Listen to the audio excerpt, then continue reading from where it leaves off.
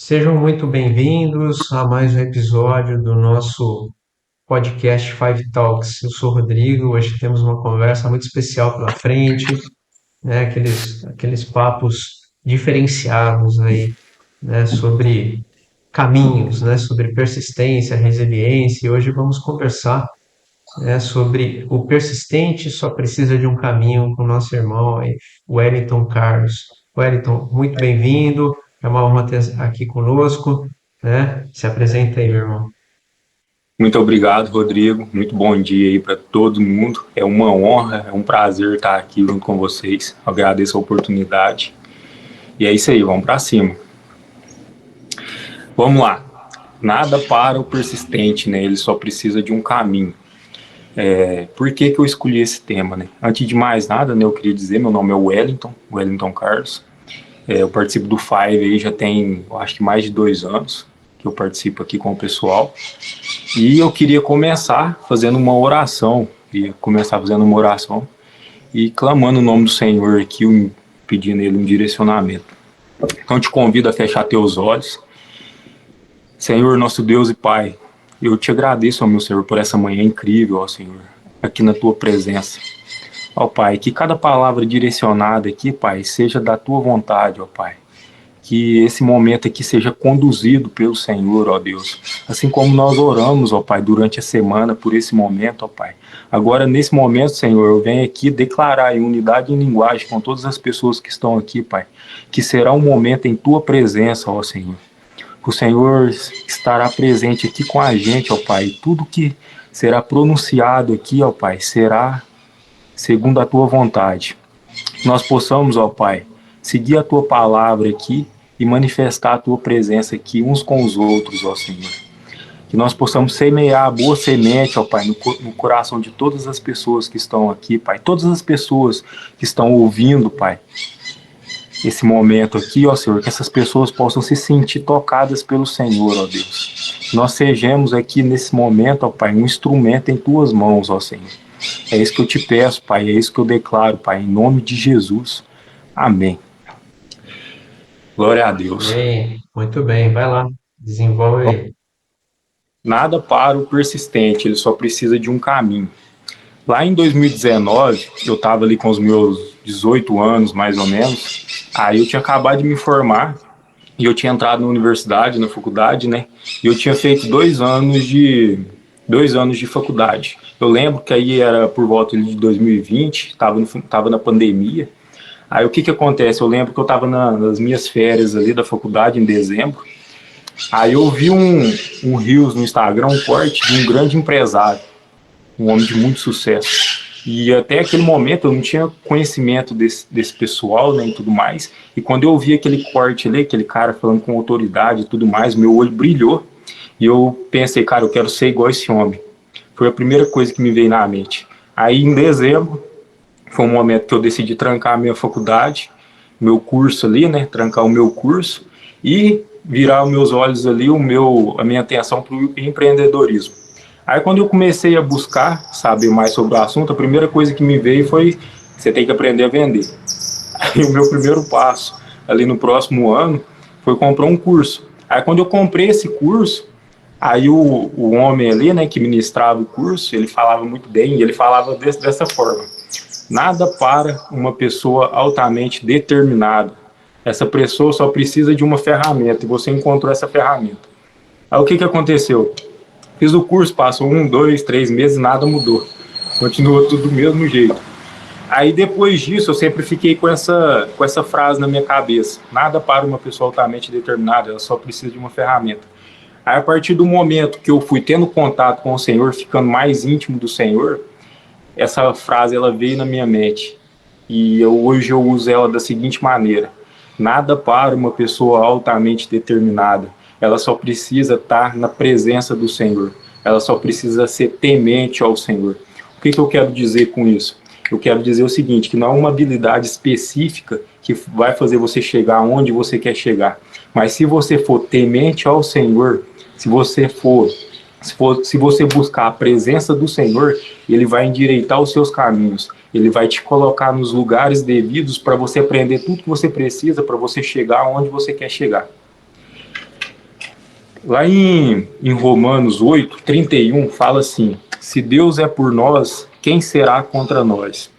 Lá em Salmos 37:5 fala assim: entrega o teu caminho ao Senhor, confia nele, e o mais ele fará. Isaías 41:31. Mas os que esperam no Senhor renovarão as tuas forças. A minha missão nesse tempo aqui é tentar elevar a consciência aqui de cada um, de que se a gente estiver firmado com o Senhor, isso não nos imune de caos, nem de dor, nem de sofrimento. Mas se a gente estiver firmado com o Senhor, a gente vai passar por tudo isso e a gente vai se tornar pessoas mais fortes, pessoas mais resistentes, pessoas mais determinadas. E tudo aquilo que acontecer com a gente, se a gente estiver firmado com o Senhor, isso vai deixar a gente mais forte, vai deixar a gente mais resistente. Isso vai ser combustível para fazer a gente seguir o caminho e andar com mais força, com mais velocidade. Tem uma música, ela chama Rastros na Areia. É uma música muito antiga. Eu moro aqui com o meu pai aqui, e meu pai sempre gostou de moda de viola. E essa música conta uma história que é o seguinte: um homem ele tem um sonho e ele sonha com Jesus. E Jesus ele está ali mostrando os momentos de glória daquele homem. E junto com os momentos de glória, Jesus mostra dois rastros na areia. Aí chega um momento que Jesus começa a mostrar os momentos de caos na vida daquele homem. E nos momentos de caos fica somente um rastro na areia. Aí esse homem ele começa a chorar e Jesus chega e pergunta para esse homem: mas por que você está chorando? Aí ele: como assim, Jesus? Nos meus momentos de glória o Senhor estava comigo, tinha dois rastros na areia. Agora nos meus momentos de caos ficou só um rastro. Aí Jesus vira para esse homem e fala assim: é porque nos momentos de caos eu carregava você em meus braços. Aí só tinha um rastro na areia. Ou seja, nos momentos de turbulência na nossa vida, nos momentos de caos, se a gente não der conta, Deus ele vai carregar a gente nos seus braços e a gente vai passar por tudo isso. Então o que resta a nós é ser persistentes, é ser resilientes, é estar firmados na palavra de Cristo. E para me falar sobre isso, eu separei 3 homens na Bíblia, para falar um pouquinho sobre a vida deles. Eu vou começar aqui falando de José. José, que foi um homem que viveu uma vida aí com várias injustiças no decorrer da sua vida. Eu vou começar, se você está com a sua Bíblia aí, eu te convido a abrir ela. A gente vai falar um pouquinho aqui da palavra de Deus. Lá em Gênesis capítulo 37, que fala assim, ó: E Jacó habitou na terra em que seu pai foi estrangeiro, na terra de Canaã. Estas são as gerações de Jacó. José, sendo de idade de 17 anos, estava apacentando as ovelhas com seus irmãos, e o rapaz estava com os filhos de Bila e com os filhos de Zilpa, mulher de seu pai. E José trouxe a seu pai más notícias sobre eles. Ora, Israel amava José mais do que todos os seus filhos, porque ele o tinha tido ele na sua velhice. E ele lhe fez uma túnica de muitas cores. E quando seus irmãos viram que seu pai o amava mais de todos os seus irmãos, eles o odiaram e não conseguiam falar pacificadamente com ele. E José sonhou um sonho e contou a seus irmãos, e eles o odiaram mais ainda. Ouve agora, rogo-os, ó, no meu sonho. Eis que eu estava amarrando feixes no campo, e o meu feixe se ergueu, e os vossos feixes que estavam ao meu redor faziam referência ao meu feixe. Pronto. O que essa passagem, o que ela está mostrando para a gente? Quando eu li essa passagem ontem, eu extraí 2 pontos. A primeira coisa, José ele era um homem moral. Aqui a gente está falando de um jovem com 17 anos de idade, o filho caçula, ele já observava ali coisas imorais que os irmãos dele estavam fazendo, e ele trazia para o pai dele a imoralidade dos irmãos. E o pai dele, ele se agradava mais dele do que dos seus irmãos. Então o primeiro ponto que a gente tem que ter na consciência aqui, que José ele era um homem moral. aqui já mostra uma característica de uma pessoa que governa. Ele tem que ser uma pessoa correta, uma pessoa honesta, uma pessoa moral. E o segundo ponto, José, ele sonhava, ele era um homem visionário. E ele conta o sonho para os irmãos dele ali. E o que acontece? Os irmãos dele ali, eles ficam com inveja, né? Eles começam a odiar José. E eles vendem José, né? Mais à frente, que a gente vê no texto, que eles vendem José. Só que o que acontece? No momento que eles vendem José, ao invés, eles poderiam estar pensando assim, agora a gente vai acabar com a vida dele, a gente vai vender ele e acabou, é o fim de José. Mas, na verdade, eles estavam impulsionando José rumo ao propósito de vida dele. Por quê? Porque no momento que eles venderam ele, ele foi para o Egito, e isso fazia parte do processo de vida dele, para que ele se tornasse quem ele se tornou. Aí depois, lá no capítulo 39, tem uma passagem de José que fala o seguinte: e José foi conduzido ao Egito, e Potifar, um oficial de Faraó, capitão da guarda, um egípcio, comprou-o das mãos dos ismaelitas que a haviam levado para lá. E o Senhor estava com José, e ele era um homem próspero. Olha aqui, presta bastante atenção nessas palavras aqui, ó. José, ele tinha sido vendido, os irmãos dele venderam ele, e ele foi conduzido ao Egito. Aí no momento que ele chega ali, Potifar, ele compra José. Aí olha aqui o que fala no versículo 2. E o Senhor estava com José, e ele era um homem próspero, e ele estava na casa do Senhor egípcio, e o Senhor viu que o Senhor estava com ele, e o Senhor fazia tudo prosperar na sua mão. E José encontrou graça aos olhos dele, e ele serviu, e ele o fez supervisor da sua casa. Tudo o que ele possuía e colocava a sua mão prosperava. E aconteceu que, desde o tempo em que ele fizera supervisor sobre a sua casa e sobre tudo que possuía, o Senhor o abençoou, e a casa do egípcio, por causa de José. E a bênção do Senhor estava sobre tudo o que ele possuía, na casa, no campo, e ele deixou tudo que ele possuía nas mãos de José. E ele não sabia o que possuía, a não ser o pão que comia. E José era uma pessoa boa, formoso à vista. O que está acontecendo aqui, né? José, ele foi vendido, e ele chega ali, né, no Egito. Potifar compra José. E o que acontece? O Senhor, ele era com José. E José, ele continuava ali, seguindo o seu ministério de vida. Ele continuava preservando a sua fé. E no momento que ele chega ali no Egito, quando ele é comprado ali por Potifar, ele já assume uma posição de um administrador dentro da casa desse homem. E aqui na palavra fala o seguinte, que tudo que ele colocava a mão prosperava, tudo que ele colocava a mão crescia. Ou seja, por conta dele estar firmado na fé, dele perseverar na fé, o Senhor era com ele. Então, o que acontece? Acontece uma injustiça aqui no decorrer dessa história, né? A esposa de Potifar, ela tenta agarrar José e tudo mais, e o que acontece? Ele é jogado na prisão. Mas aí o que acontece mais uma vez quando ele é jogado na prisão? Lá no versículo 21 ao 23 fala assim: depois que ele é jogado na prisão por conta dessa injustiça, mas o Senhor estava com José e lhe mostrou misericórdia. Mais uma vez, Deus mostra que está com José e demonstra misericórdia para com a vida dele. E lhe deu favor aos seus olhos do guarda da prisão. E o guarda da prisão confiou à mão de José todos os prisioneiros que estavam na prisão. E tudo que ele fazia ali, era José quem fazia. O guarda da prisão não cuidava de nada que estava sob a mão dele, porque o Senhor estava com ele. E aquilo que ele fazia, o Senhor fazia prosperar. Ou seja, um homem vivendo em um ambiente de injustiças, mas todo lugar que ele chegava, ele era abençoado.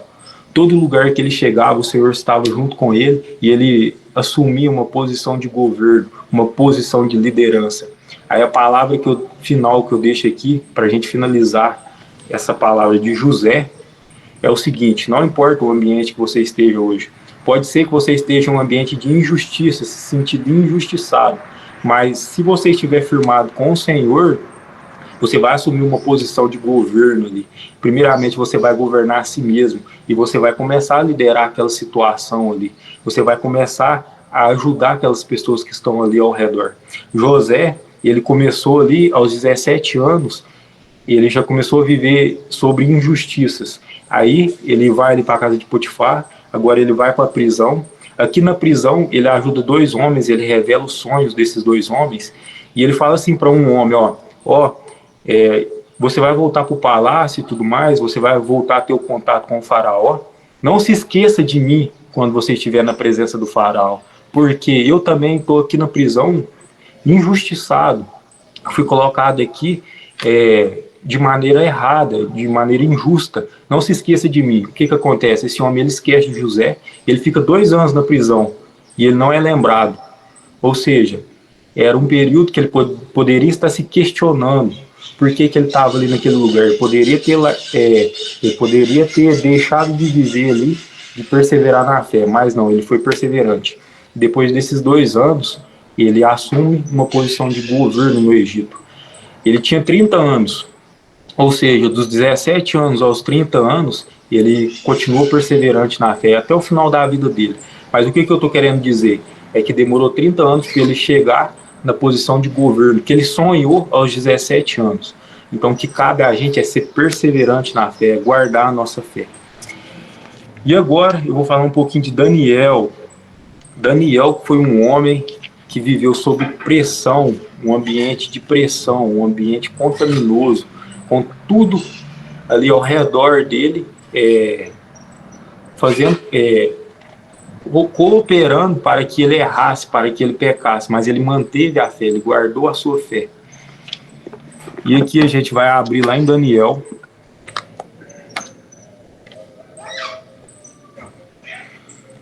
Lá em Daniel, eu quero começar falando um pouquinho da história de Daniel. Quem foi Daniel, né? Daniel, ele era um homem, ele ainda jovem, um rei ali da época, né, do tempo.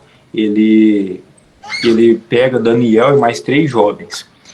E ele fala assim, agora eu estou assumindo o reinado aqui, e eu quero que você escolha. Ele falou para um servo dele lá, uma pessoa ali que era um encarregado dele, para ele escolher ali 4 jovens de boa aparência, jovens ali que eram ali, que poderiam ali ser pessoas sábias ali no reinado, para que um dia esses jovens pudessem ajudar o rei em questões ali do dia a dia, né, conselhos, palavras de sabedoria e tudo mais. Aí o que acontece? Pegou o Daniel e mais 3 jovens. Aí eles coloca eles ali no reino, né? E a primeira coisa que acontece, o primeiro fato marcante na história de Daniel é o seguinte: no momento ali que ele é colocado no palácio, o rei fala assim: dá os alimentos para esses jovens e o vinho. Aí acontece o primeiro posicionamento de Daniel. Daniel, ele chega, ele vira ali para o encarregado e fala assim: a gente não vai se contaminar com essa comida. A gente quer ser alimentado pelas comidas que a gente comia lá na nossa antiga moradia. A gente comia legumes e tudo mais. Ou seja, ele decidiu não se contaminar com aquelas comidas ali do palácio. Esse é o primeiro posicionamento.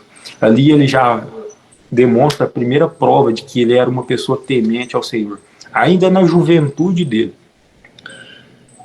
Segundo ponto, aí o que acontece? Aí ele não se contamina, e ali ele propõe um desafio. Depois de 10 dias ali, era para o encarregado avaliar os 4 jovens e avaliar os outros jovens ali do reinado.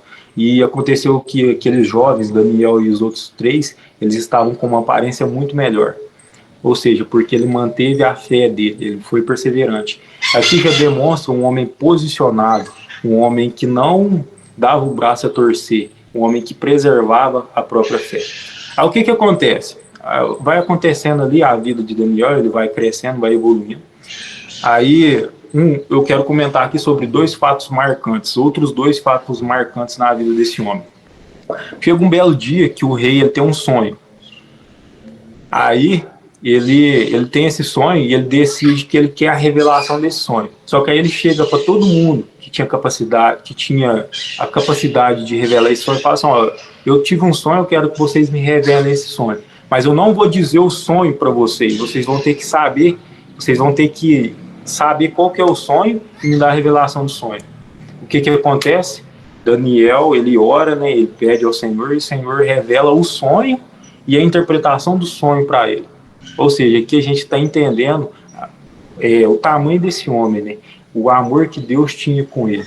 Depois desse momento, Daniel ele continua crescendo, continua evoluindo, e ele se torna o número 1 ali, né? Das pessoas ali que estavam ao redor do rei. Só que o que acontece? Chega um determinado momento da vida de Daniel que as pessoas que estavam ao redor dele, elas sentem inveja dele, né? Por conta dele estar ali naquela posição. E um fato que me chamou bastante atenção foi que essas pessoas, elas conversando ali umas com as outras, elas falam assim, ó, não tem como a gente incriminar esse homem. Esse homem, ele não erra em nada. Tudo que ele faz está correto. Ele caminha na justiça, na verdade. A única maneira da gente incriminar esse homem e tirar ele do nosso caminho é se a gente fizer algo contra a lei do Deus dele. É se a gente fazer com que ele renegue o Deus dele ou faça algo contra a lei do Deus dele. Olha para ver o que estava acontecendo aqui. Aí o que acontece? Eles falam assim, ó, eles emitem um decreto de que durante 30 dias ninguém poderia se curvar a não ser para o rei. E Daniel, né, ele tinha o hábito, ele mantinha um relacionamento com o Senhor. E todos os dias, 3 vezes ao dia, ele orava, ele se ajoelhava e fazia referência ao Deus, ao nosso Deus. E o que acontece? Esses homens, eles veem isso e vão jogar Daniel na cova dos leões. E Daniel, ele é jogado na cova dos leões. E o que acontece? Deus, ele salva, ele preserva a vida dele. E o que eu quero falar aqui, né, no finalzinho dessa parte de Daniel? Que às vezes a gente não vai ser imune de ser jogado na cova dos leões. Mas se a gente for perseverante na nossa fé, mal nenhum vai sobressair sobre a gente. Leão nenhum atacou Daniel porque ele era um leão também. E leão não come leão. Ele foi perseverante, ele foi um homem posicionado durante toda a vida dele, durante todo o ministério dele. Ele foi um homem que, por muitas das vezes, ele foi impulsionado a errar, a pecar, mas ele foi perseverante. Você imagina um rei chegar para você e falar assim, ó, ou se você se curvar a outro, a não ser a mim, você vai ser jogado na cova dos leões. Ele estava sendo obrigado a renegar a fé dele, mas mesmo assim ele preferiu a morte, porque ele sabia o Deus que ele servia. E aqui Deus salva ele, né? E ele continua ali no ministério da vida dele. E agora eu quero comentar um pouquinho da vida de Elias. Mas antes de eu falar de Elias, eu quero falar aqui de José e de Daniel. O que a gente pode enxergar aqui com esses dois homens? Primeiro, José foi um homem que viveu injustiças na vida dele, mas ele foi perseverante na fé. Ele manteve a fé dele ali. Daniel foi um homem que estava ali envolto de um ambiente tóxico. Ele vivia na Babilônia, mas mesmo assim ele foi perseverante na fé. Ou seja, se em alguns momentos a gente pode se sentir injustiçado, se a gente for perseverante na fé, Deus, ele vai ser com a gente e tudo que a gente colocar a mão vai prosperar. Pode ser que a gente esteja num ambiente tóxico e às vezes a gente queira sair desse ambiente, mas talvez a gente não possa sair desse ambiente. Mas se a gente for perseverante na nossa fé, Deus, ele vai salvar a gente de todos os leões que estão ao nosso redor. Então que a gente possa ser perseverante na nossa fé. E agora eu quero comentar um pouquinho de Elias. Elias, quem foi Elias, né? Elias, ele foi um homem, ele também foi um homem fora da curva. Elias, aqui a história de Elias começa lá no reinado de Acabe. Elias, ele estava ali, né, vivendo a sua vida, e um rei chamado Acabe, ele assume o trono, e as coisas que ele fazia eram mal vistas aos olhos de Deus. Aí Elias chega para esse rei e fala assim, até que eu fale, não vai chover. Você imagina agora uma pessoa chegando lá em Brasília, confrontando o Lula, falando assim: ó, Lula, as coisas que você está fazendo são mal vistas diante dos olhos de Deus. E não vai chover até que eu fale que vai chover. Você imagina uma coisa dessa? Foi assim a situação que Elias fez. Eu dei o exemplo do Lula, mas independente, é uma posição de governo. Eu estou falando de um homem aqui que ele confrontou uma pessoa que estava no mais alto, na mais alta posição ali. Uma pessoa que chegou sozinha e confrontou uma pessoa. Falou assim: oh, as coisas que você está fazendo são mal vistas diante dos olhos de Deus. E até que eu fale, não vai chover. Esse foi o primeiro ponto da vida de Elias, que demonstrou a característica do tipo de homem que ele era. Depois que ele faz isso, ele vai para um riacho, ele passa um tempo ali num riacho, fugindo ali do rei, né, da perseguição e tudo mais. Aí depois ele vai para a casa de uma viúva. Deus fala para ele assim: ó, eu quero que você passe um tempo na casa de uma viúva. Aí ele chega lá na casa dessa viúva, essa viúva tá ali quase morrendo. Não tinha alimento, não tinha comida, não tinha água, tava tudo terminando ali a vida dela. E Elias fica junto com aquela mulher e ele faz milagres na vida dela ali. Primeira coisa, não falta mais pão na vida daquela mulher. Depois, o que acontece? Chega um belo dia, essa mulher, ela vivia ali, o filho dela. Chega um belo dia, esse filho, ele fica enfermo, ele morre. O que Elias faz? Elias chega lá, ele ora, ele pede a intercessão divina e Deus ressuscita esse menino. O que eu estou querendo dizer aqui contando esses fatos? Eu estou querendo levantar a autoridade de Elias, eu estou querendo mostrar que tipo de homem ele era. Primeira coisa, ele era um homem que confrontava, ele era um homem corajoso. Segunda coisa, ele era um homem que estava na presença do Deus vivo, ele era um homem que estava fazendo milagres, ele era um homem ali que estava fazendo maravilhas na vida das pessoas. O que acontece? Depois que ele passa esse período ali na casa dessa mulher, Deus, ele direciona ele para voltar ali para o palácio, ali para o reinado ali de Acabe. E ele chega ali, mais uma vez, ele confronta Acabe e ele manda um desafio. Ó, se esse Deus aí que vocês estão servindo, na época Baal, se ele é o Deus verdadeiro mesmo, então eu proponho um desafio. Aí ele propôs um desafio ali e tudo mais. E o que acontece? No final das contas, Deus, o verdadeiro Deus, o nosso Senhor, ele cumpre o desafio e o falso Deus ali da época deles, Baal, ele não faz nada ali, né? Porque ele era um falso Deus. E o que acontece? Depois desse fato, Elias vai lá e mata todos os profetas ali daquele templo. Tinha mais de 400 profetas. O que está mostrando mais uma vez aqui? Um homem posicionado, um homem perseverante, um homem corajoso, um homem de sim, sim, de não, não. Um homem que estava ali confrontando outras pessoas, um homem que matou mais de 400 homens por conta que eles estavam ali idolatrando um falso Deus. Ou seja, posicionado, pujante, corajoso, perseverante na fé. Esse era o tipo de homem que Elias era. Agora chegou o ponto que eu quero comentar aqui da vida de Elias. Lá em Reis, capítulo número 19, versículo do 4 ao 8. Fala assim: ele, porém, seguiu a viagem depois que, aqui ó, levando em consideração, Elias tinha acabado de fazer tudo isso. Elias tinha acabado de provar, né, que Deus era o verdadeiro Deus, e ele tinha acabado de matar 400 profetas, mais de 400 profetas. Aí o que acontece?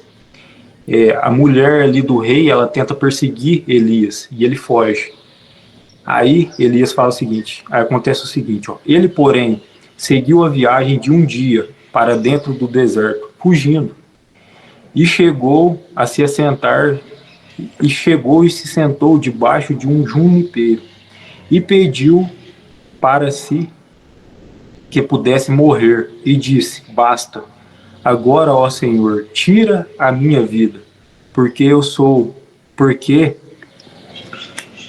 basta agora, ó Senhor, tira a minha vida, porque não sou melhor do que os meus pais. E enquanto ele estava deitado e dormia debaixo do junipeiro, eis que um anjo tocou e lhe disse: Levanta-te e come. E ele olhou, e eis que havia um pão assado sobre as brasas, e um cântaro de água junto da sua cabeça. E ele comeu e bebeu, e se deitou novamente. E o anjo do Senhor veio novamente pela segunda vez, e o tocou e disse: Levanta-te e come, porque a jornada é demasiadamente grande para ti. E ele se levantou, comeu e bebeu, e se foi na força daquela comida por 40 dias e 40 noites, até Horebe, o monte de Deus. O que aconteceu aqui? Um homem tão corajoso, um homem determinado, um homem que estava confrontando, um homem que estava matando profeta ali que estava adorando falsos deuses. Esse homem chega e pede ao Senhor que ele possa tirar a própria vida dele. O que esse texto está mostrando para a gente? Que por mais perseverante que a gente seja, por mais determinado, por mais confrontador que a gente seja, por mais corajoso, pode ser que venha um dia que pode ser que a gente caia, que a gente tenha um dia de baixa. Mas o que acontece? Ele pede a morte, ele clama a morte e ele fala ao Senhor: Senhor, tira a minha vida. Mas Deus, nesse momento, ele alimenta ele ali, né? E ele dá um direcionamento para esse homem. Qual que é a mensagem final que eu tiro da vida desse homem? Que se em algum momento você não estiver conseguindo andar, Deus ele vai te carregar em seus braços. Assim como eu falei no começo da minha fala. Aqui nesse momento, ele desejou a própria morte e Deus carregou ele em seus braços. E ele continua o ministério dele. Então o que cabe a gente é ser perseverante em nossa fé, é guardar a nossa fé, clamar ao Senhor. E para me finalizar aqui esse momento, eu queria ler uma passagem que está lá em Josué, no primeiro capítulo, que fala assim, do versículo 2 ao versículo 9.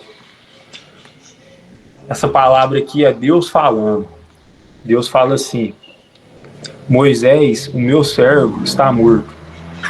Agora, portanto, levanta-te e vai sobre este Jordão, tu e todo este povo, para a terra que eu dou aos filhos de Israel. Todo lugar que pisar a sola do teu pé, vou-lo tenho dado, conforme declarei a Moisés. Desde o deserto do Líbano até o grande rio, o rio Eufrates, toda a terra dos heteus e até o grande mar em direção ao poente do sol, será o vosso termo. Não haverá homem capaz de permanecer diante de ti em todos os dias da tua vida, tal como estive com Moisés, assim também estarei contigo. Não falharei contigo, tampouco te abandonarei. Se forte e de boa coragem, pois para este povo dividirá a terra por herança, a qual jurei aos seus pais que lhe daria. Somente se tu, forte e muito corajoso, que tu possas observar e agir de acordo com a lei que o meu servo te ordenou. Dela não te desvie, nem para a direita, nem para a esquerda, para que possas prosperar por onde quer que fores. Este livro da lei não se apartará da tua boca, mas nele meditará dia e noite, a fim de que possas observar e fazer de acordo com tudo que está escrito nele. Porque então farás próspero o teu caminho e será bem-sucedido. Não tenho eu te ordenado? Se forte e de boa coragem.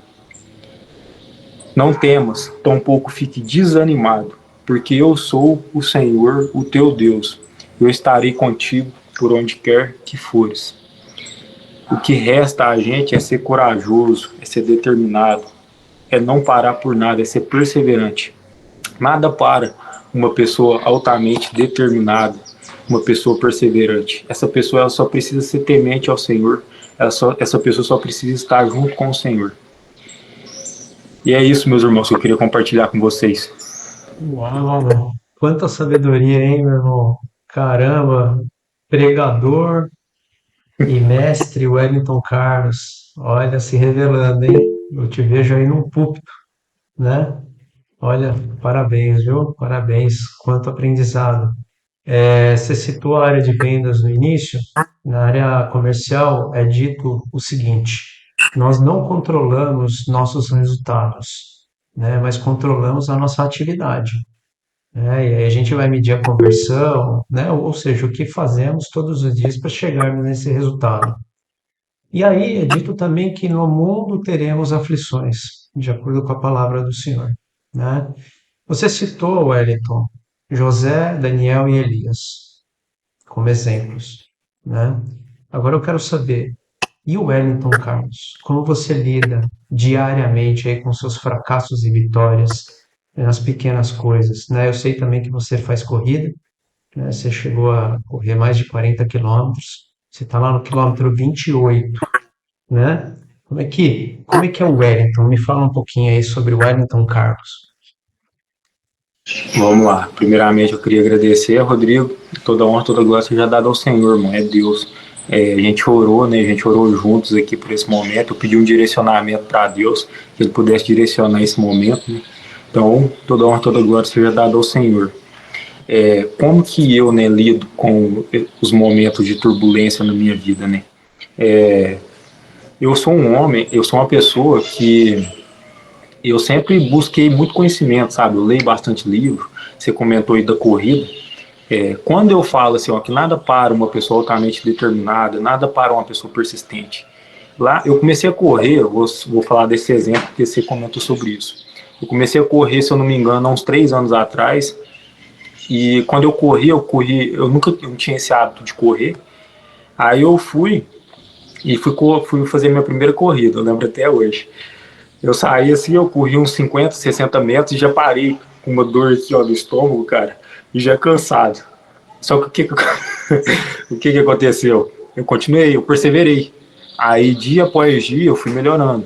Aí teve um ano que eu corri o ano inteiro, cara, todos os dias. Eu sempre fui uma pessoa que sempre coloquei muitas metas, sabe, pra mim. Vou correr durante 100 dias, todos os dias. Eu sou esse tipo de pessoa. E o que que acontece? A partir do momento que eu fui continuando, fui perseverando, eu fui melhorando. Por que que eu tô falando isso? Porque eu tenho essa consciência que não importa o que seja. Aí o que que acontece? Você comentou dos 40 km. Eu fui uma pessoa que a primeira vez que eu corri 40, 60 metros e me deu dor no estômago, eu tive que parar e caminhar devagar.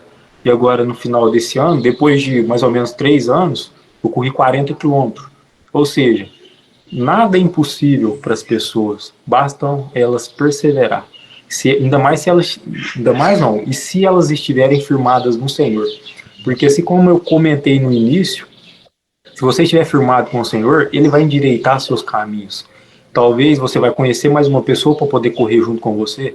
Talvez Deus vai direcionar uma forma de você fazer aquilo de uma melhor maneira para você poder evoluir e crescer. E eu tenho a consciência disso. E é exatamente dessa forma que eu lido com as coisas que acontecem ao meu redor. Eu sou uma pessoa que eu leio bastante livro, eu gosto bastante de livros sobre inteligência emocional.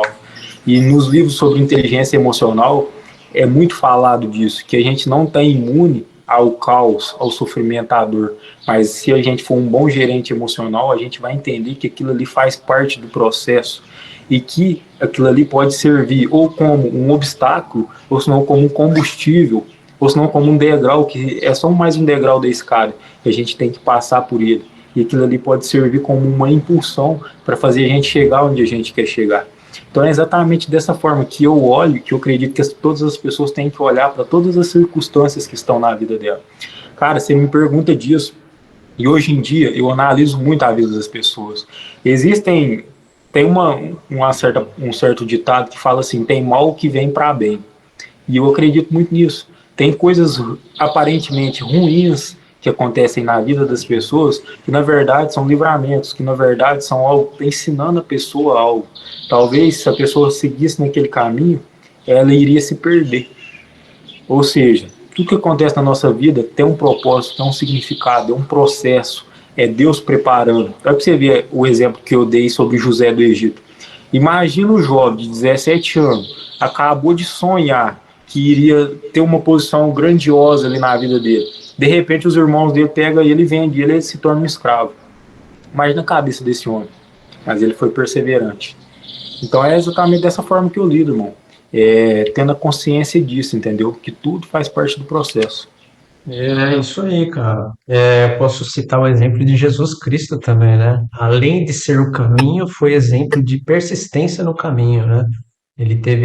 Foi tentado no deserto, né? Houve rejeição, houve perseguição, houve tortura, crucificação. Então, ele não nos ensina só sobre, né, a resiliência no caminho, mas ele é o caminho. Então, quando tudo estiver complicado, é só mirar em Jesus Cristo, né? É isso.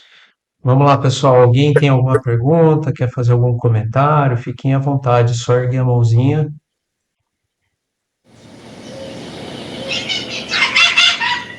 Ninguém quer falar nada? O Myron tinha erguido a mão. Cadê o Myron? Myron,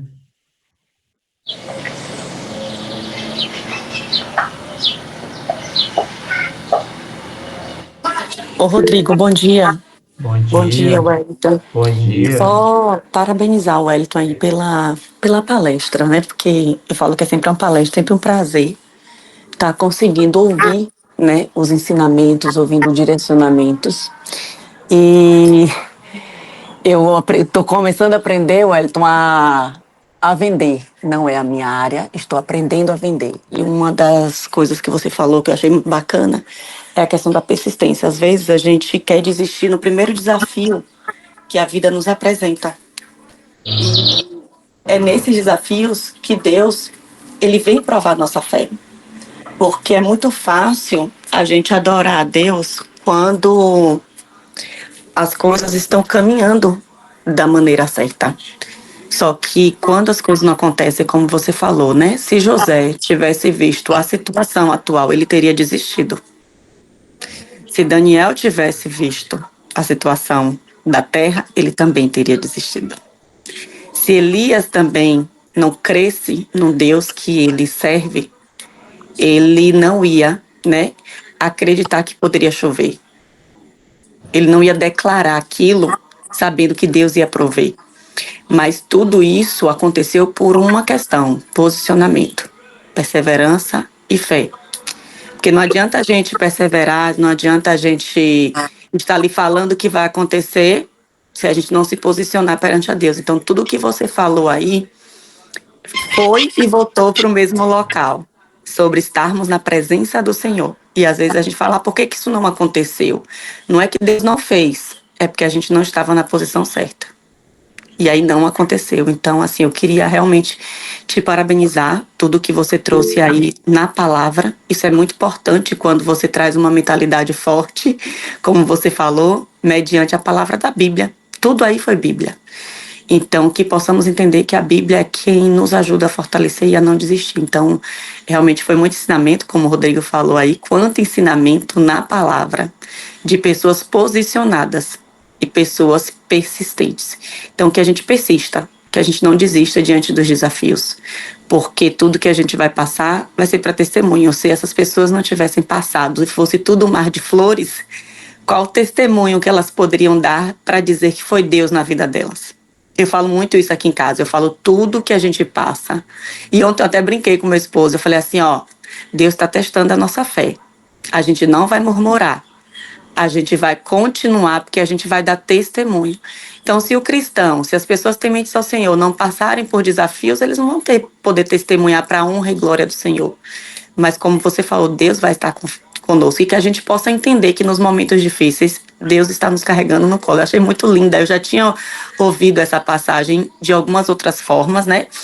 Mas hoje sobre Deus está nos carregando. Então eu queria parabenizar, né? Que Deus continue guardando aí as pessoas que estão trazendo alguém para dar uma palavra, né? Porque realmente a gente sente a presença do Senhor, a gente sempre sente o direcionamento. Então era só isso, gente. Amém, amém. Na área comercial, Dayana, tem uma coisa também chamada que o não a gente já tem, né? E qual que é o posicionamento perante o não, perante as aflições da vida? Eu diria hoje, Jesus a gente já tem, né? Então é só olhar para o caminho, para a verdade e para a vida, né? Que tudo se resolve. Douglas, você queria fazer uma pergunta? Pode falar aí? Ele está colocando aqui. Ah, você pode falar? Eu coloquei no chat aí. Tá. Qual foi o livro, Wellington, de inteligência emocional que foi o ápice na sua vida? Vamos lá. Deixa eu pensar. Primeiramente, queria agradecer a Daiane pelo comentário. Muito obrigado. Fora a E Bíblia, né? Fora a Bíblia, tá? orar a Bíblia, né? Queria agradecer a Daiane pelo comentário. Toda honra, toda glória seja dada a Deus, como eu falei para Rodrigo, foi o Senhor que direcionou esse momento. Fora a Bíblia, que a Bíblia é um livro, né? É o livro, né? Tem tudo na Bíblia, é um manual. Mas fora a Bíblia, eu já li bastante livros sobre inteligência emocional. Mas tem um livro, cara, que ele não fala exatamente sobre inteligência emocional, mas ele fala sobre a bibliografia de um homem, que foi um homem fora da curva, que é Nada Pode Me Ferir, do David Goggins. Cara, esse homem foi um homem fora da curva. Eu tenho esse Ele, livro, hein? É forte, hein? ele é surreal, cara. Ele fala ali de um homem que passou por vários desafios e ele sempre estava ali, né, constantemente perseverando. Ele tem uma passagem no livro que ele fala assim: quando a pessoa pensa que não tem mais capacidade de continuar, aí nesse momento ela usou 40% da capacidade dela. Ela tem mais 60% de capacidade de continuar. Ou seja, se às vezes a gente está lendo a Bíblia, vou dar um exemplo da Bíblia, e às vezes a gente não aguenta mais ler a Bíblia. A gente tem mais 60% de capacidade de ler ela. Isso se aplica para qualquer coisa que a gente for fazer na nossa vida, independente do que seja. No livro conta a história desse homem, de como ele passa pelos processos da vida e tudo que acontece ali serve de combustível para ele continuar crescendo e evoluindo. Fora esse livro, tem outros livros também, como do Augusto Cury, que aborda bastante esse tema, inteligência emocional. Todos os livros dele são sensacionais. E outra, o Augusto Cury, ele aborda bastante a mentalidade de Cristo nos livros dele. Então são livros sensacionais para quem quer saber mais sobre inteligência emocional. Tem um chamado Picos e Vales também, né? Que é muito legal, como você se posiciona durante o pico. É uma metáfora, né? É bem legal. Muito bom, meu irmão. Quem mais? Quem mais quer contribuir aí? Então, é nítido aqui, tô tentando abrir a câmera aqui, a câmera que abre. É nítido aqui a conscientização que o Wellington teve de de blindar a mente, né?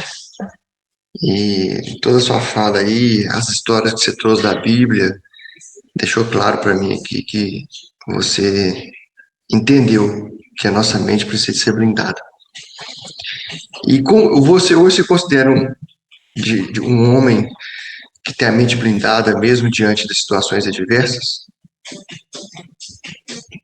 E você também entende que isso não é um tempo, e você vai ter que fazer isso pro resto da vida? Você tem essa consciência? Porque às vezes a gente acha assim, porque escutei um coach falando, escutei um mentor falando, eu vi um stories ali, eu vi um reels ali, mas não se trata de um momento só, é pro resto da vida. É igual a gente tá aqui no Five, às vezes tem gente que pode pensar assim, eu pensei isso no início, não, Five eu vou fazer ficar só 6 meses, não, vou ficar só um ano. E já tem 2 anos que eu tô aqui já, 2 anos e 3 meses. E aí você vai me perguntar assim, e aí, quando você vai parar? Não tem como parar isso. Quando você vai parar de fazer uma dieta, de preocupar com a alimentação? Não tem como. Eu tô com o horário estreito aqui, eu tô aqui fazendo calistenia, eu tive que parar aqui para fazer essa pergunta para você. Quando que eu vou parar de fazer atividade física? Não vai dar, porque o meu tempo tá corrido. Eu queria correr, eu queria ir na academia, mas eu vou fazer calistenia. Meia hora, mas eu tenho que fazer uma coisa, eu tenho que colocar o corpo para derreter, eu tenho que fazer algo, alguma atividade. Isso é uma mente blindada, que você vai todo dia trabalhando a sua mente. Porque ela todo dia quer te julgar para baixo, todo dia que ela quer te sabotar. E aí eu você é um cara bem mais novo, né? Eu queria fazer essa pergunta. Você entende que não é uma modinha?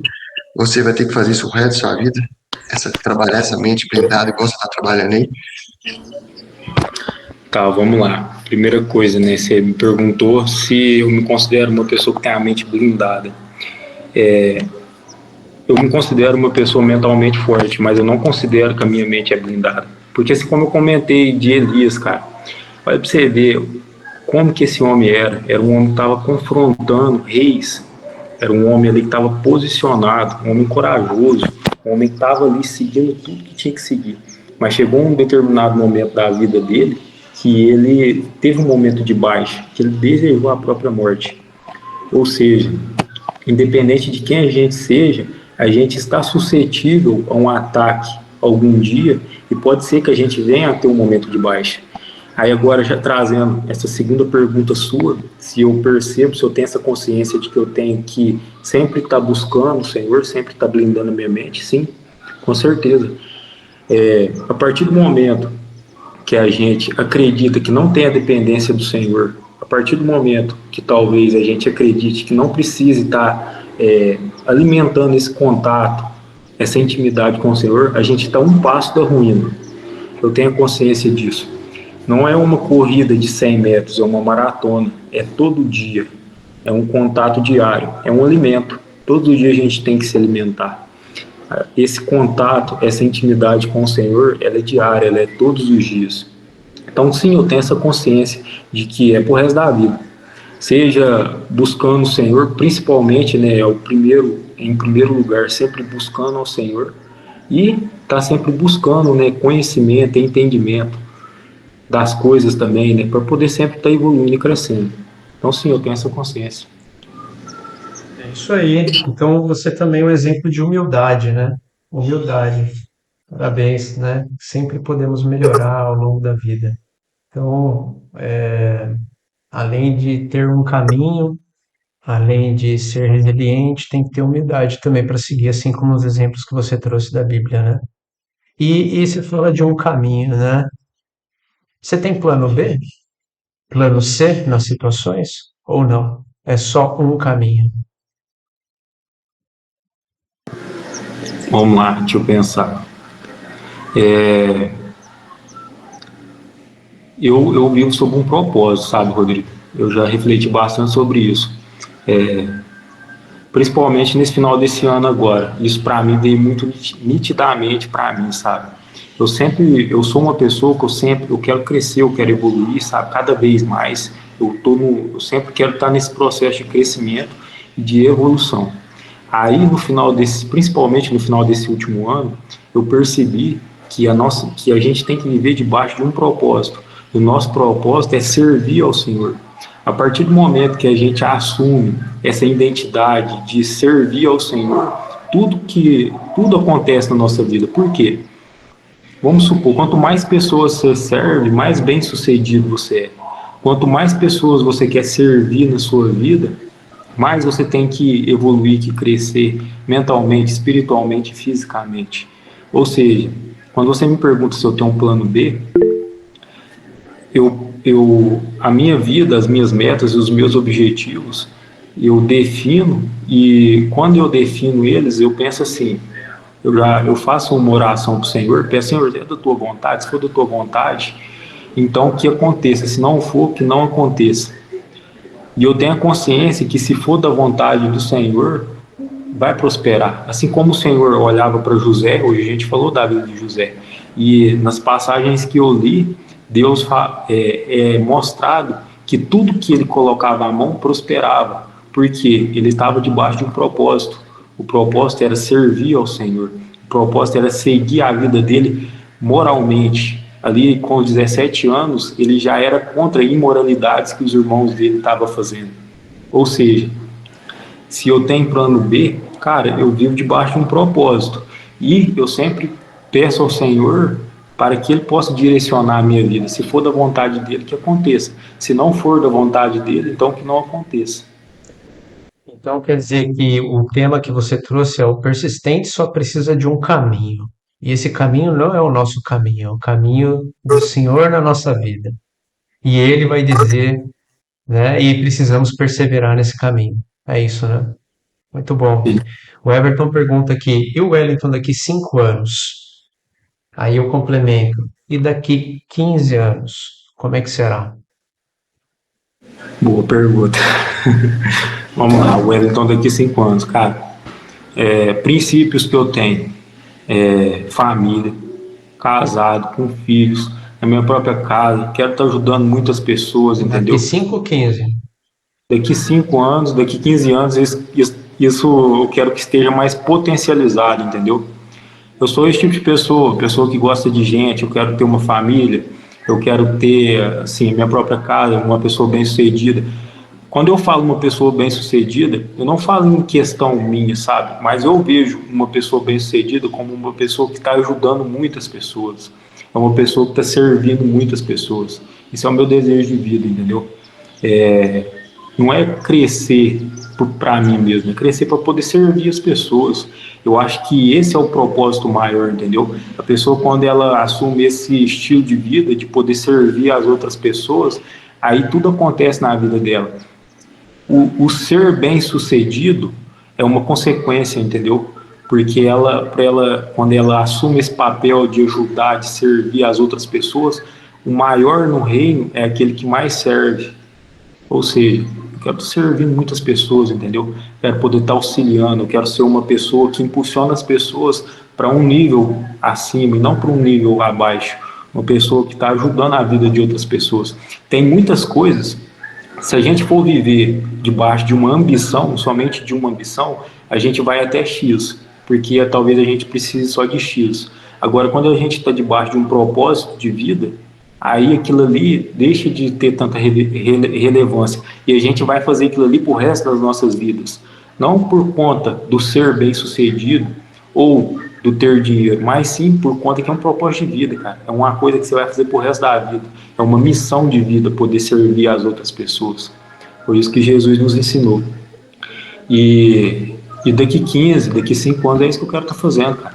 Ainda quero pisar lá em Israel, quero pisar nos lugares que Jesus pisou, quero ir lá na África, quero ajudar aquele povo lá, aquela nação. E é isso aí. Muito bom. Você falou aí de família. O senhor já colocou uma varoa aí na sua vida ou não? No seu caminho? Ainda não, irmão. Tá Não? preparando? Ah, isso aí. Isso aí, resiliência, né? Muito Resiliência, bem. persistência. E olhando para trás, você faria alguma coisa diferente na sua jornada aí, Wellington, ou não? Boa pergunta, irmão. É, olhando para trás, irmão, tem muitas coisas, sabe? Eu tenho um irmão que mora aqui junto comigo, ele tem 15 anos. Tem muita coisa que eu dou direcionamento para ele, entendeu?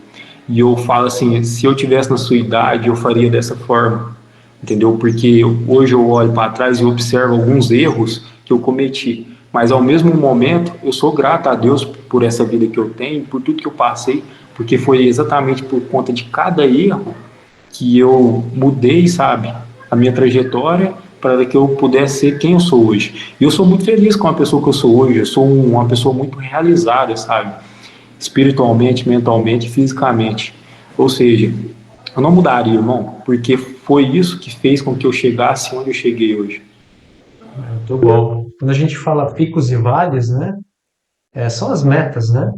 Também colocando dessa forma. Qual que é a próxima montanha aí que o senhor já colocou para você escalar? Deixa eu pensar. Próxima montanha que Deus A colocou para sua mim. próxima meta aí, né? O que o senhor direcionou? Qual é a próxima? O que precisa ser atingido? Que você já está trabalhando nisso. Boa parte do meu tempo agora, eu tô buscando evoluir, crescer, são nas 3 áreas da vida, mas principalmente na área espiritual e na área mental. Então são coisas que eu tenho dedicado bastante tempo. Tudo que a gente coloca energia cresce e evolui na nossa vida. Eu tenho bastante consciência disso. Quando você me pergunta qual que é a próxima meta, qual que é o próximo objetivo, é crescer, irmão. É crescer em espírito, é crescer mentalmente. Eu tenho lido bastante livros sobre isso, espiritualidade. Eu tenho lido bastante livros nessa questão mental voltada para mindset e tudo mais. Aí, a partir do momento, eu tenho a consciência disso, que a partir do momento que eu cresço espiritualmente, mentalmente, tudo que acontece em minha vida é uma consequência, entendeu? E sim, eu tenho objetivos e metas financeiras, eu tenho objetivos e metas ali de alcance de pessoas e tudo mais.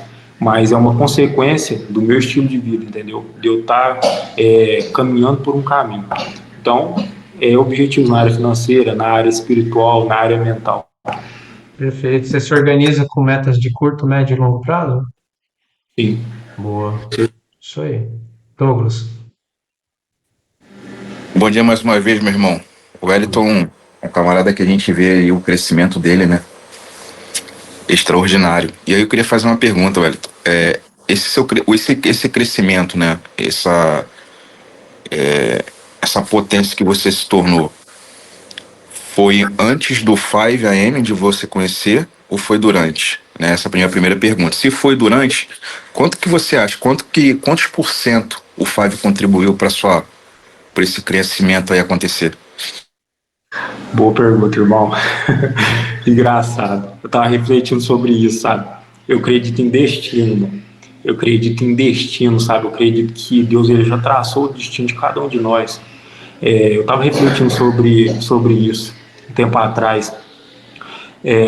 Quando eu era criança, eu assistia desenhos bíblicos, sabe? Eu gostava, cara. Eu acordava domingo de manhã para assistir desenhos bíblicos. Eu me lembro ali, por volta dos meus 7 anos, de eu colocar numa emissora ali da televisão e eu assisti pregações, cara, e de um pastor que pregava ali. Eu nem entendi muito bem, mas eu lembro que eu ouvia aquele homem pregando e aquilo ali me atraía. Aí depois minha vida foi continuando, no meu período ali de adolescência ali eu desviei um pouco. Mas depois ali, com meus 18 anos, eu lembro que eu reuni um grupo de jovens aqui da minha cidade, a gente se reunia para falar da palavra de Deus. Ou seja, onde que eu estou querendo chegar? Cara, eu acredito que durante toda a minha vida eu já vivia um processo, mas a partir do momento que eu cheguei no Five, o Five foi um divisor na minha vida, porque ele potencializou ainda mais esse processo que havia acontecendo na minha vida, entendeu? Eu lembro do primeiro dia que eu participei do Five, um amigo meu convidou eu, e o primeiro dia que eu participei, eu lembro da sensação que eu tive, cara, que ambiente é esse? Falando da palavra de Deus todos os dias de manhã, dando esse contato aqui com outras pessoas, aprendendo com o Senhor, orando. Cara, eu me apaixonei por aquilo ali, foi amor à primeira vista. Ou seja, sim, eu já havia vivendo um processo, mas o Five, ele foi fundamental na minha vida, ele potencializou ainda mais. É um ambiente, né, irmão, que tá todo mundo querendo crescer, querendo evoluir, tá todo mundo sedento pela palavra, buscando crescimento e evolução. Então ajudou demais. Muito bom. Estamos caminhando para o final, né? Fica o convite aí para quem nos assiste pelo YouTube, a caminhar conosco aí no Five. Nós temos Five homens, Five mulheres, Five kids. Nós temos no Brasil, na Europa, nos Estados Unidos por enquanto, né? E é isso. Deixa as suas últimas palavras aí, Wellington, né, para as pessoas que estão passando por alguma dificuldade, ou enfim, algo que você que queima no seu coração aí sobre a resiliência, a persistência nesse caminho. Amém, vamos lá. Eu queria dizer, né, para todas as pessoas aí que pode ser que estejam passando por uma dificuldade. Dificuldade todo mundo passa, ninguém é imune a isso, assim como eu falei, mas se você estiver firmado com o Senhor, você vai passar por tudo isso, e isso vai te transformar numa pessoa mais forte, numa pessoa mais resistente. Então o que nos resta é ser perseverante, o que nos resta é ser resiliente diante desses percursos que a gente passa. E eu queria terminar, eu queria finalizar aqui fazendo uma oração, agradecendo ao Senhor. Senhor, meu Deus e Pai, eu te agradeço por esse momento aqui, Pai, essa comunhão aqui com o Senhor. Eu te agradeço, ó Pai, por cada pessoa que está aqui, que esteve aqui, ó Pai. Eu te agradeço, Pai, eu oro por cada pessoa que vai assistir, Pai, esse momento aqui que a gente esteve presente aqui junto com o Senhor, aprendendo com a Tua palavra, aprendendo uns com os outros. Pai, louvado seja o nome do Senhor. Que cada um de nós, Pai, que nós possamos crescer, Pai, em espírito e em verdade, para que assim nós possamos, ó Pai, declarar a Tua palavra a mais pessoas, para que nós possamos, Pai, assim como Moisés, libertar ainda mais pessoas, ajudar ainda mais pessoas. Pai, aqui em unidade em linguagem, nós te agradecemos, ó Pai, louvado seja o nome do Senhor, agora e para sempre, meu Pai. Amém.